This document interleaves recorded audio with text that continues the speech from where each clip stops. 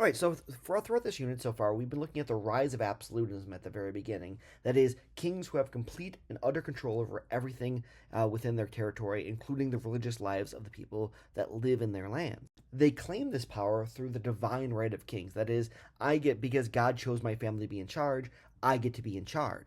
We saw how that kind of stumbled in England with English Civil War and their fight with Parliament, and how they got limited and they had to agree that, yes, some people have some rights. We saw how the scientific revolution really is an outgrowth of the humanist movement of the Renaissance. We're starting to apply, this idea that, we're going to observe the natural world and we're only going to believe the truth is only going to be what can be proven to us through evidence and experiments. We saw the same logic and reason then being applied in the Enlightenment to how governments should operate. That then led to the American Revolution, who broke away from England, claiming that their natural rights were violated. The entire revolution really is predicated on the ideas of the Enlightenment.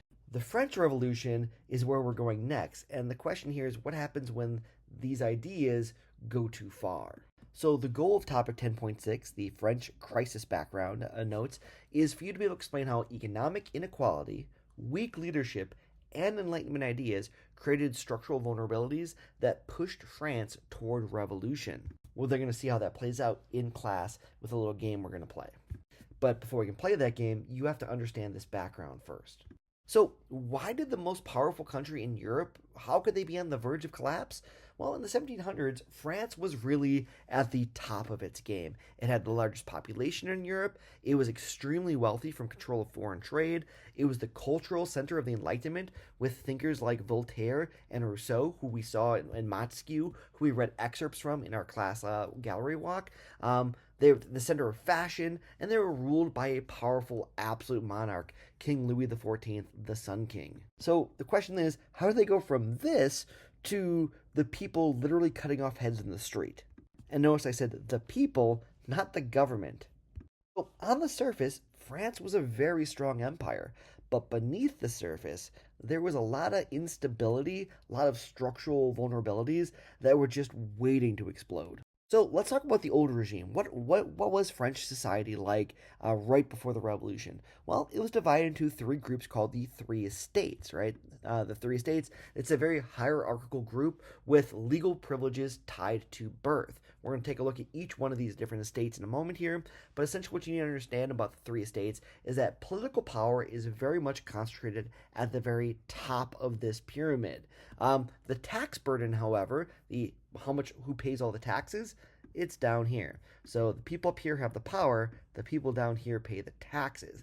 That's a problem, right? This is not just social inequality, it is institutionalized inequality. This inequality is there not by accident, not by, poor misfortune, it is by design. So the first estate is the clergy, the people who actually work within the hierarchy of the Catholic Church. The clergy owns 10% of all land in France. They paid very little in taxes, and they got to collect tithes from members of the faith. So they paid almost no taxes. They owned 1/10 of the land, and they got to collect taxes from the general lay people, members of the church. The second estate was the nobility. You remember the nobles from our feudalism system. They made up only about 2% of the population, but they owned 20% of the land and paid almost no taxes. And that leaves us with the third estate, which is about 97% of everyone in the French kingdom. The French Empire was the third estate. This is everyone from the peasants at the lowest level, urban workers, to the bourgeoisie, the wealthy merchants who had a lot of money, and in a lot of cases they're a lot wealthier than the nobility, but they're still part of the third estate, so they had very little power. And about half of all their income, regardless if you were a peasant, an urban worker, or the bourgeoisie, about half of everything you earned went to the government in taxes. This is really where that structural vulnerability is starting to kick in. The group paying the most in taxes had the least power in society, and when economic burden and political exclusion overlap, this is going to make a revolt a lot more likely. What I mean by economic burden and political exclusion is that most of the taxes are paid by the people at the bottom, but they're also forbidden from having any real power in society. So you're taking all their wealth and they're giving them no voice in how the laws are made and how the taxes are made. This is going to lead to an explosive revolution. So, with the French Revolution, there's really two big pressures building. There's economic pressure and political pressure, right? Economic pressure, the people at the bottom, they paid a lot of taxes and, they didn't really have much to survive on. Political pressure, they also had no power in government. And so these two things, economic pressure and political pressure, are going to combine and explode in the French Revolution. Now, at the start of the 1700s, the French Empire is very wealthy, right? And throughout the 1700s, they're still an extremely powerful force in Europe and the world, frankly. But throughout the 1700s, they got involved in a lot of really expensive wars. So, for instance, the War of Spanish Succession was a war fought over whether the Sun King, the absolute monarch of France, whether or not his basically descendants would be able to inherit both the French throne and the Spanish throne. So the short version here is that essentially Louis XIV's grandson married a Habsburg, which then makes him the inheritor of the Spanish throne because of incest, right? Because the Habsburgs are related to pretty much everyone except the House of Bourbon, who controls France at this point. Well, Louis XIV's grandson marries a Habsburg, thus putting him in the line of succession for the Spanish throne, but that would unite two of the most powerful households and dynasties in all of Europe, and the other European powers were like, no, not gonna let that happen. So a massive war is fought over this, and essentially the end game is, well, he can be the king of both, he just can't combine the two into a single kingdom.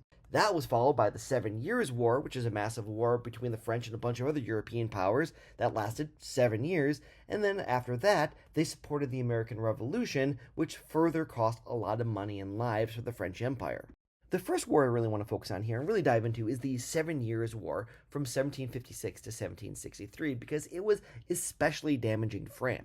You might remember this war as the French Indian War from your U.S. history class because the part of the war fought over here in North America between the British and the French was known as the French Indian War, but it was really part of this larger 7 Years' War that was being fought all over the world. These red areas are different areas that this war is being fought. We don't need to get into too many of the details here, just know that it was a major war that between France and Britain fought across multiple continents for the control of colonies and trade routes. You also need to know that France lost most of its colonial empire because of this. After the 7 Years' War, right before it, this green is French territory. Now it's divided between the Spanish and the British. They essentially lost almost all of their North American holdings. Britain emerged as a dominant global power because of this, and France was left with massive debt. And this was really damaging for France in two really important ways. First, it cost them an enormous amount of money. Second, it reduced France's ability to gain wealth from overseas trade because their colonies were taken from them. So France had the expenses of a great empire, but they had fewer and fewer ways to pay for those expenses. This led to a major debt crisis, right? There was royal overspending. The kings were just spending and spending money because, well, they thought of it as their money. But this led to massive national debt. To keep funding the government, the kings had to borrow heavily instead of fixing the tax system because, after all, they're already taking about as much as they can from the lower classes, but they don't want to take from the nobility because, well, they kind of rely on the nobility, and the nobles don't want to have to start paying taxes. And interest payments on that debt really starts to take up more and more of the state revenue. Essentially, they have to keep raising more and more taxes to pay off the debt that they've already taken on. Eventually, bankers even stopped lending the French money, so this left the government with very few options, right? They either had to reform the tax system or risk complete financial collapse of their empire. On top of that, there are several bad harvests going on around this time, which severely limited food availability. Bread prices in 1789, the year the revolution kicks off, doubles, and bread is the main food source of most peasants and lower classes of the third estate because meat and other food is just too expensive. It's out of their reach. So they rely on bread, and when the prices double, they're going to starve. So the urban workers are near starvation, and when bread is half of your wages and the other half is going to taxes, politics starts to become more about survival. And there's a huge incentive breakdown here, right? So the tax system clearly needs to be fixed, but who benefits from the system, right? The nobles really want to keep their privileges. The clergy want to keep their land and power, and the king wants to protect the absolute authority of the monarchy, so they don't really want to give anything up. But the people at the lower end of the spectrum really want to see change. The bourgeoisie, the wealthy merchants, well, they have a lot of wealth. They don't want to be treated the same as the peasants, so they want a political voice and they want some political power like the nobility and the clergy have. The urban workers, they just want to be able to afford to eat, and the peasants want some relief from feudal taxes. Because remember, half of everything they make is going to taxes to the nobility, and so, these guys really want some change. But there's no shared incentive structure, right? It's very unstable. Those with power, they want the system to keep going because they're benefiting from it. Those with no power are dying, and so if there isn't a change, well, they won't be able to live. They're backing them into a corner. So reform in this instance would require the elites to give up privilege voluntarily, but the elites had no incentive to weaken their own position. Essentially, if you were in this position of power, why would you voluntarily give up that privilege? And then on top of all these problems, you've got the Enlightenment ideas spreading around. Some of these philosophers are actually French and writing at the time of the Revolution or in the decades preceding it. Even if they weren't still alive, their ideas were still being read and circulated. These ideas that government power is dangerous, that people have natural rights, that the government can't take from us, that sovereignty, the power to rule, actually comes from the people, not from the church, not from, coming from a important family. It comes from us allowing you to be in charge. And the idea that everyone should be treated the same by the law. These ideas are getting even more popular among the Third Estate as they're being crushed by the weight of the nobility and the First Estate. But that leads to the question, if the government exists to protect our rights, as these Enlightenment thinkers say it does, then what happens when the government instead protects privilege? And if the people begin to believe that authority is unjust, that is, the people in charge are in charge for unfair reasons, then the government may still have power, but it loses legitimacy in the eyes of the people. And if the people don't see it as legitimate, then they have no reason to keep following it. And when legitimacy collapses, governments start to rely on force instead of consent. That is, well, if you're not following my rules willingly, I'm going to use violence to force you to follow my rules. This, of course, is all following on the heels of the American Revolution. The French king helped us Americans win our freedom from England, not because he believed in the Enlightenment ideals of the American Revolution. He was just really upset at the King of England and wanted to poke him in the eye. After all, the English did kind of just screw over the French in the 7 Years' War, taking a lot of their colonies from them, and the French king saw an opportunity to do the same to the English king. And remember, this is kind of an outgrowth, right? You have these two different kingdoms at war for prestige, but it's also at some level a little bit of a religious undertone to it, because the French are Catholic Christian, but the English are Anglican Christian. So some part of this is still part of that religious fragmentation that we've been talking about for a while since the Reformation. So the French king spends an enormous amount of money to defeat the English king. And the result was a republic formed based on the ideals of the Enlightenment. So that is the birth of America, which you'll spend a lot more time in your junior year learning about that government system. But essentially, it's the creation of a government based on the idea that the rulers are only in charge as long as the people let it be in charge, and that there are some things that even the government can never take away from us, natural rights, and that we need to make sure the government doesn't get so powerful that it becomes a threat to those rights. Well, these French soldiers, they returned home inspired by the Enlightenment ideas they saw in America, right? They were told this is what they were fighting for, and they talked to their American buddies who they were fighting alongside of, and while they were fighting for equality abroad, or equality, so to speak, they returned home to a system very much built on privilege that they were locked out of. This then leads to the problem of weak leadership at the top, right? So King Louis XIV was a very powerful absolute monarch, but his grandson, King Louis XVI, well, he was indecisive and really couldn't make decisions. Now, don't worry, I'm not going to make you remember the difference between King Louis XIV and King Louis XVI. I just kind of call him the Louis of France, frankly. But essentially, at the time of the French Revolution, it's King Louis XVI who's in charge, and he just can't make a decision to save his life. Worse, when there's a hard decision to be made, he just kind of avoids it. And early on, he refuses chances to reform the French system, right? He sees there's problems, but he knows it'll be difficult to solve them, so he just kept kicking the can down the road. And finally, when he has no other options left to him, he calls the Estates General together to try to fix the debt problems. But by then, it's too late. The other half of this monarchy is Queen Marie Antoinette of France, who's actually an Austrian Habsburg. So she marries into the House of Bourbon, and the House of the Habsburgs are kind of united in this marriage. And the French saw her as a foreigner. They saw her as un-French. They wanted to be ruled by a French queen and not an Austrian queen. And they saw her as a symbol of elite detachment. People are starving in the streets. They can't afford to eat the bread they need to survive. Taxes are crushing them. And Marie Antoinette is throwing these large parties with the nobility and spending money very wastefully. In fact, this image here is of a fancy hairdo she had, where it says she actually had a replica of a French naval ship actually tied into her hairstyle. And she's doing this while the people are starving in the streets. Now, I know you've probably all heard the famous quote, "Let them eat cake," right? If they can't afford bread, then let them eat cake.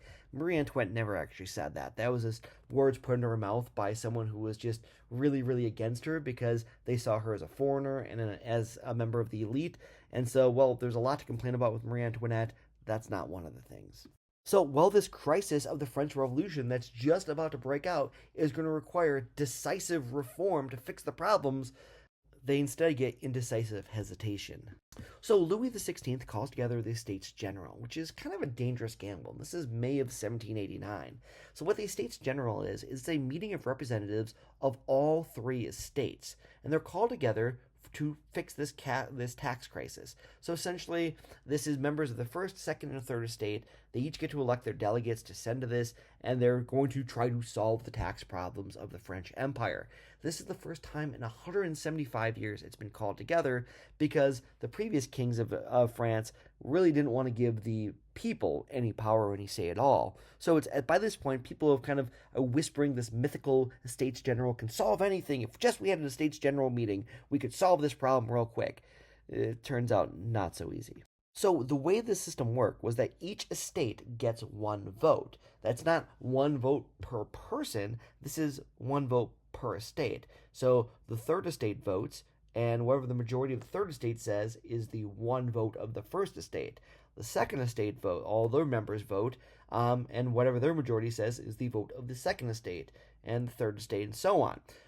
The problem here is that the first and second estates have a lot of privilege, a lot of power in this system, and they can easily outvote the third estate, even though the third estate represents 97% of the population. So essentially, in this meeting, there's the first estate, the second estate, and third estate, 3 votes. The first and second estate are always going to vote together and ignore the needs and wishes of the lower classes, who are paying most of the taxes. So the tax crisis required the third estate's money because the first and second estate weren't going to pay anything, but the third estate had no structural power to actually get anything at all. They were basically being told, shut up, we're going to take your money. So the question really becomes, this Estates General, is this a meeting to fix the system, or is it a meeting to preserve the privilege of the first and second estate? This drawing here is showing the first and second estate, being riding on the back of the third estate, who just kind of carries the burden for everyone. And this is the general feeling of the third estate at the, birth of the revolution. And this is where we get to the structural breaking point. The third estate demands that there is a vote by head, that is, based on population, which would then give the third estate the ability to make the changes necessary to make their lives better. And they said they wanted representation in all important matters. They didn't want to be excluded. They didn't want the clergy and the nobility to have all the power. They wanted that shared with the common people. They also started to make some demands of limits on the powers of the king, right? There were already limits on the powers of the English king over in the English Empire, but now the French are saying, maybe we don't want an absolute monarch. Maybe we want a monarch limited by a constitution, much the way the Americans now have a constitution that limits the powers of their government. You can see how the king probably doesn't like this idea. So what the king does is he actually locks the third estate delegates out of the meeting, forbids them from going in, right? Locks the doors so they can't go in and participate in the Estates General. So instead, the delegates of the third estate meet in the one large area available to them, the King's Tennis Court, and they form something called the National Assembly. You're going to want to know this word, National Assembly. This is essentially, they declare themselves the true government of France, and they say that they swear an oath to each other that they will not separate, and that if they are forcibly separated or had to separate from each other, they would reassemble whenever necessary until there was a constitution of the kingdom established that would limit the powers of the king. So we're not at violence yet, but we're at a transfer of sovereignty. The king was an absolute monarch, he had all the power. Now, the third estate, the people, are demanding some of that power for themselves.